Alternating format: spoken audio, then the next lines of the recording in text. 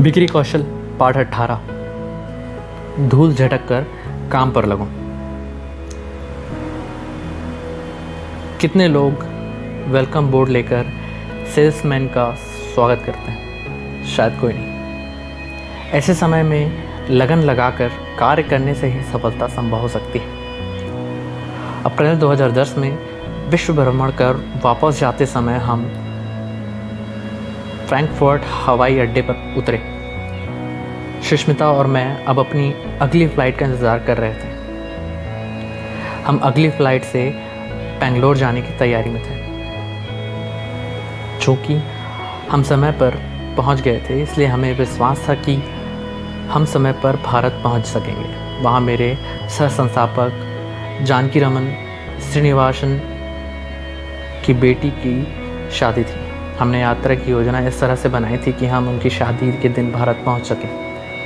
हवाई अड्डे पहुंचते ही हमें पता चला कि एक बड़ा ज्वालामुखी फटा था और भले ही वह शांत हो लेकिन उसकी धूल पूरे यूरोप में फैल गई। धूल प्रदूषण के कारण कई उड़ानें रद्द कर दी गईं। एक के बाद एक भी सभी एयरपोर्ट को बंद कर दिया गया और कोई भी विमान तब तक उड़ान नहीं भरेगा जब तक मौसम ठीक नहीं हो जाता। और मौसम कब सुधरेगा ये भगवान ही जाने। अगले 10 घंटे तक हमने कई मुफ्त की चाय कॉफ़ी और पी, यहाँ तक कि सैंडविच भी खाए। साथ ही ज़्यादातर समय हम रिसेप्शन पर तहकीकात करते रहे। साथ ही हम सभी समाचार चैनल को लॉगिन करके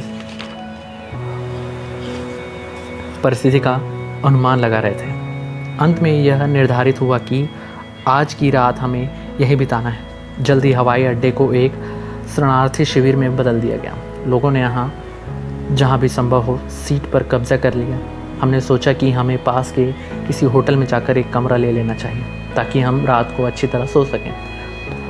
हम तुरंत इमिग्रेशन डिपार्टमेंट गए। मेरा वीज़ा वैध था, लेकिन सुष्मिता के वीज़ा की जर्मनी के लिए वैधता 7 दिन पहले ही समाप्त हो गई थी। जहाँ 7 दिन या 7 साल का विषय महत्वपूर्ण नहीं था। महत्वपूर्ण था कि वीज़ा की अवधि समाप्त हो गई थी।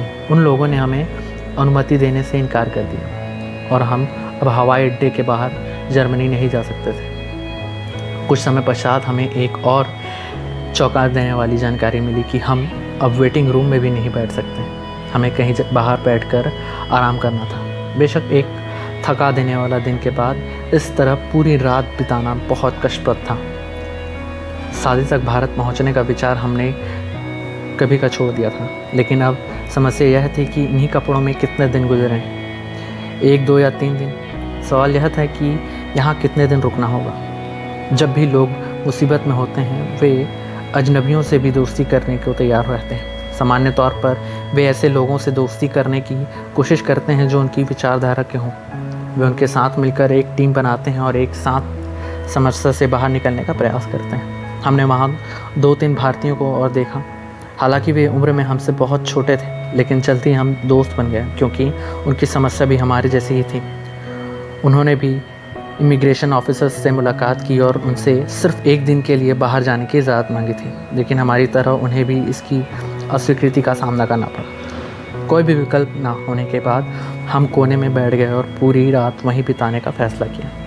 सुबह हम पूछताछ खिड़की पर नई जानकारी की उम्मीद में गए, लेकिन हमें कोई अच्छी खबर नहीं मिली। फिर हमारे पास इंतज़ार करने के अलावा कोई चारा नहीं था। उसी समय हमें पता चला कि जर्मनी अप्रवासन विभाग नियमों में ढील देकर वीज़ा जारी कर रहा है। हम खुशी खुशी वहाँ गए तो हमें मालूम पड़ा कि उन्हें केवल 3 साल से कम उम्र के बच्चों का 17 साल के अधिक उम्र के लोगों को जर्मनी में प्रवेश करने की अनुमति दी। हताश होकर हम वापस अपनी जगह पर आकर बैठ गए। हालांकि हमारे साथ के अन्य 3 युवा भारतीय इधर उधर भटक रहे थे। लगभग 2 घंटे के बाद उनमें से एक मेरे पास आया और मेरे कान में धीरे से फुसफुसाकर बोला कि टर्मिनल ए पर जाओ। वहाँ काउंटर पर एक दाढ़ी वाला आदमी है जो भारतीयों को 1 दिन का वीज़ा दे रहा है। और ख़ास बात यह है कि वहाँ ज़्यादा भीड़ भी नहीं, लेकिन ऐसा होता नहीं।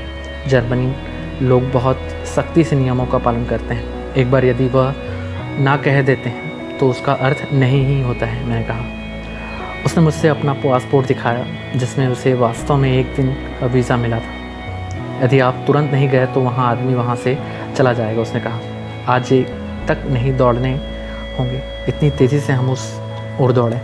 वहाँ कोई कतार नहीं थी। उस आदमी ने एक बार हमारी तरफ देखा, फिर हमारा पासपोर्ट देखा और बिना एक भी शब्द कहे उसने हमारे वीज़ा पर 1 दिन की मुहर लगा दी। हम शीघ्रतापूर्वक एयरपोर्ट से बाहर निकल गए। हम जब टर्मिनल बी पर गए तो हमारा काम वहाँ नहीं हुआ था। वहीं ये 3 भारतीय भी गए थे, जहाँ हम निराश होकर वापस अपनी सीटों पर जाकर बैठ गए। वह तीनों भारतीय प्रयत्न करते रहे और इधर उधर घूमते रहे और अंत में उन्होंने सफलता मिल गई और उनके कारण हमें भी। कहने की ज़रूरत नहीं है कि ये तीनों सेल्स डिपार्टमेंट के कार्यकर्ता थे।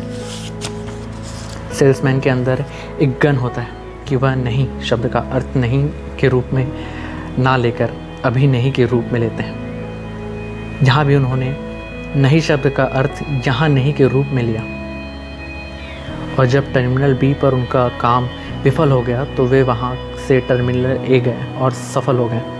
सेल्समैन के अंदर एक कला होती है जिसमें वह नई शब्द में विश्वास नहीं करता। वह खारिज होने से भी कभी नहीं डरता। वह हमेशा विकल्पों के बारे में सोचता रहता है। उसके अंदर नहीं हो को हाँ में बदलने की शक्ति होती। सेल्समैन चाहे कोई भी हो, उसे अस्वीकृति का सामना करना ही पड़ता है, चाहे वह साड़ी की दुकान का सेल्समैन हो, इलेक्ट्रॉनिक्स की दुकान का या बड़ी मशीनों के सर्विस देने वाली कंपनी।